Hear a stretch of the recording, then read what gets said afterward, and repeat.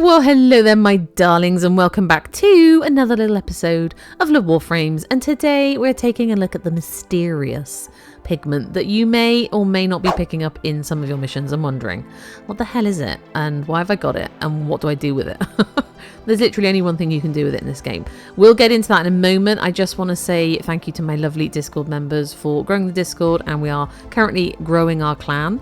We have, during this episode actually, the Crystal Vipers have grown from a 30-member clan to a 100-member clan. We are recruiting. If you're looking for a clan, come and find me in the comments or in-game, Coffee Barbarian, and join the Discord. It's all good funsies, but for this pigment, let us head to the dojo. Okay, so head to your Clan Dojo, and then you want to fast travel to the Tenno lab, the research lab, and it's around to the right as you head in, and it's the second console back. Now, as a warlord, obviously I can trigger the research, but I'm not sure with the pigments whether normal, clan members can, but you can definitely come and have a look. Now, the rule is you can only research one color, one pigment at a time, unfortunately. But if you hover over the one that's in progress, it'll tell you which enemies you want. So the cyan, as you saw, was the Raptors and the elite ones, which are found on the Orvalis.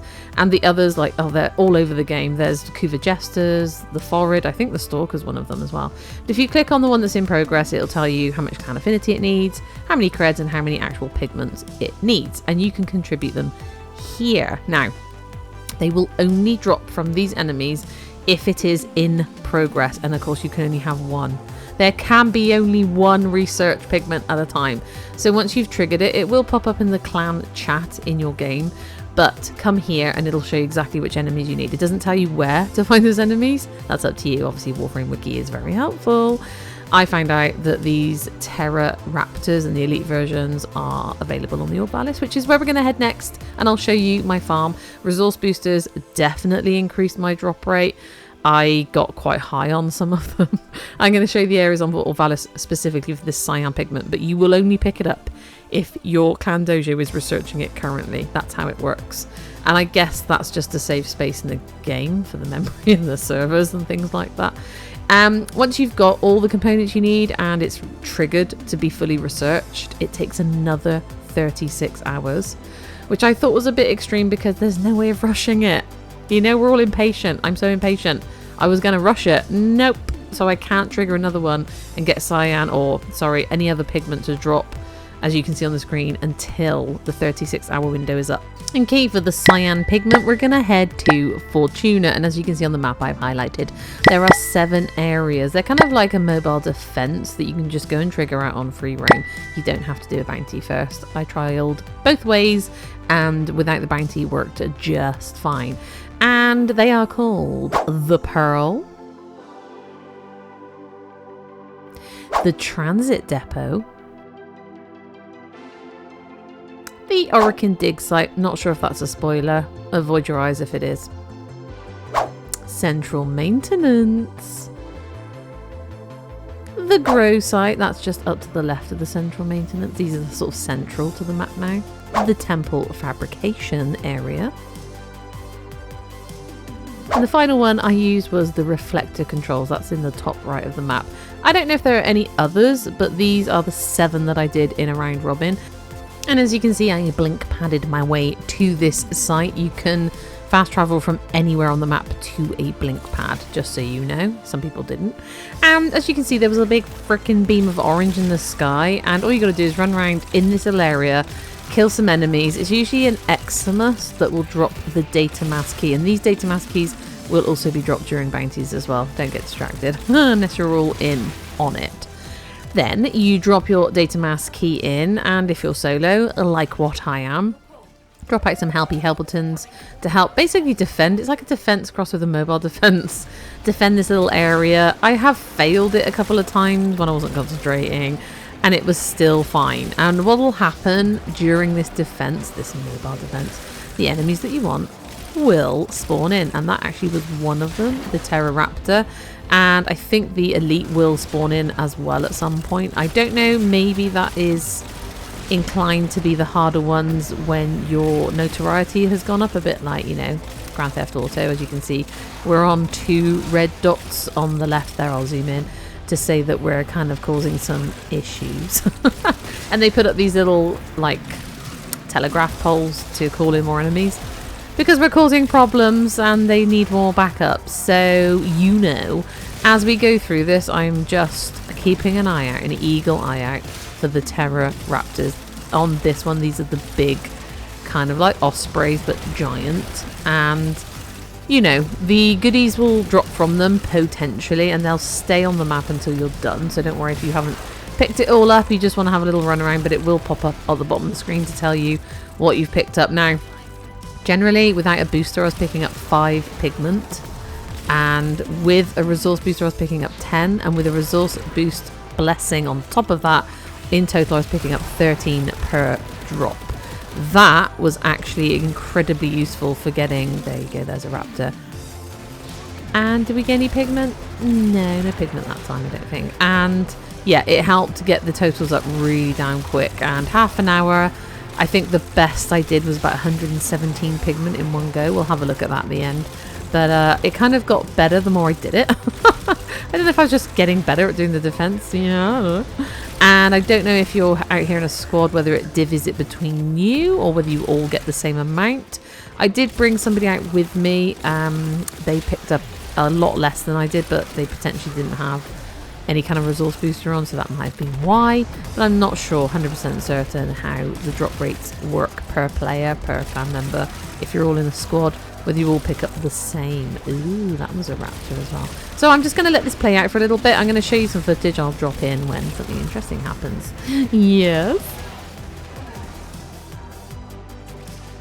And as you can see, we're on to the next one, and that was a Terror Raptor that I just shot right in the face.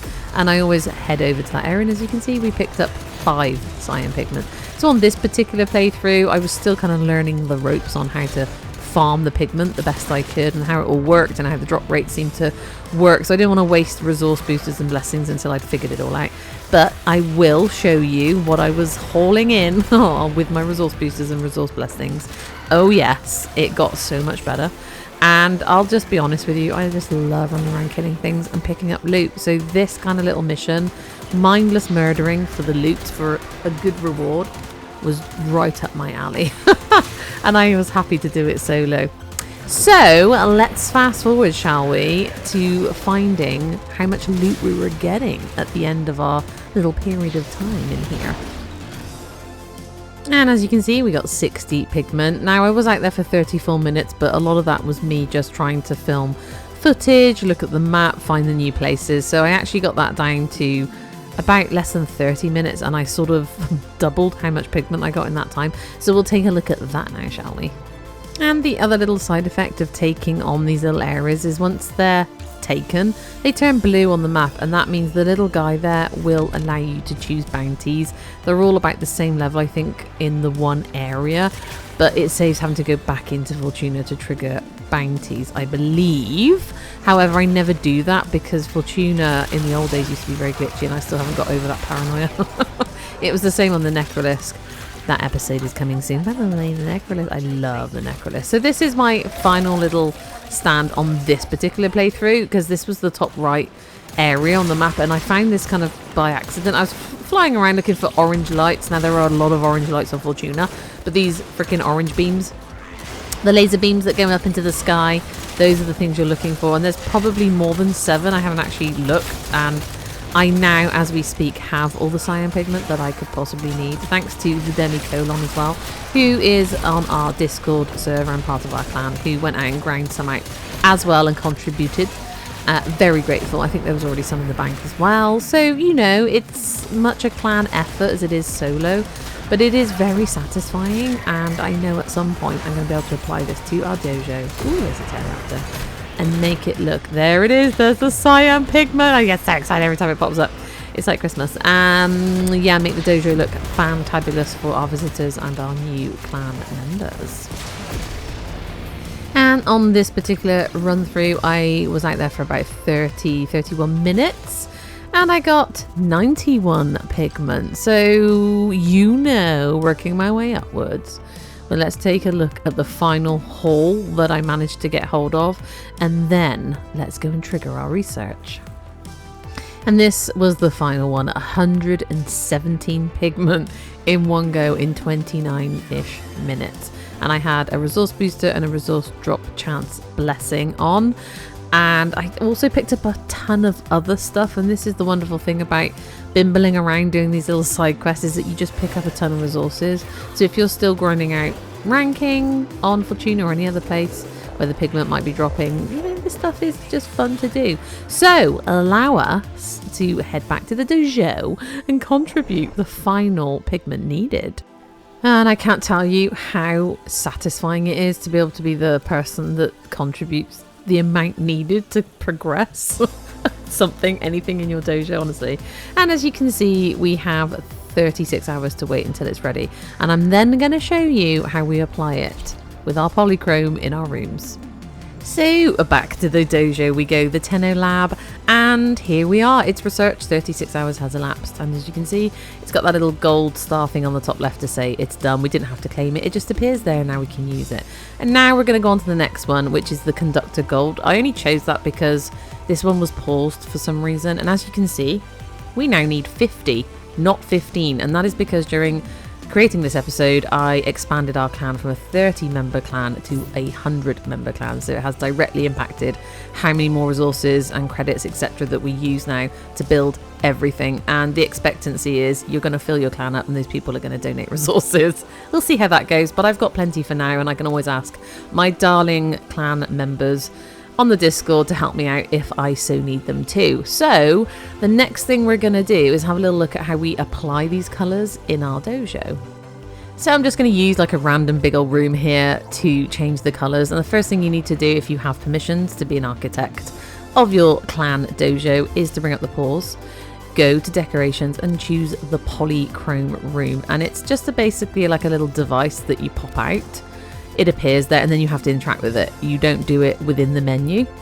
And you can change the room colours, you can preview them, you can change the lighting and preview it. Once you're happy with those changes, you've applied them, then you can fund the construction, which is again resources, and wait a specific amount of time. I think it's like 24 to 36 hours, something like that. Or you can rush it for a very small amount of platinum. I think it's around 6 plat to rush the whole entire room. As you can see, we don't have a huge amount of colours to choose from, but I'm definitely going to use that cyan pigment, seeing as we grind it out. And the next one will be the gold. So I do have a room that is kind of a gold theme that will be our main spawn in point. I'm trying to make it look pretty for people to come and trade in and just, you know, chill out in. And I would very much like the gold to be researched. That's our next goal. As you can see, I'm just apply that. And then when you pop out, it doesn't really show you, so you preview the colour in that menu with the interacting with the polychrome device that's in front of me, and you can just have a little look around, you know, just see if you like it.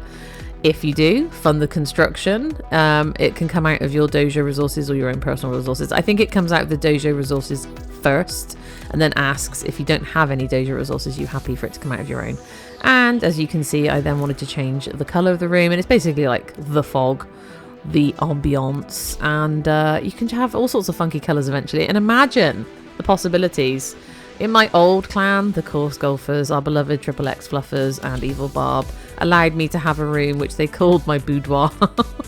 And I made it like these deep blues and sparkly gorgeousnesses, and it was, they had all the colours, they had a lot of the colours, and it was just this sexy gorgeous room that people spawned in to trade in, and it was just a chilled ambiance. There you go.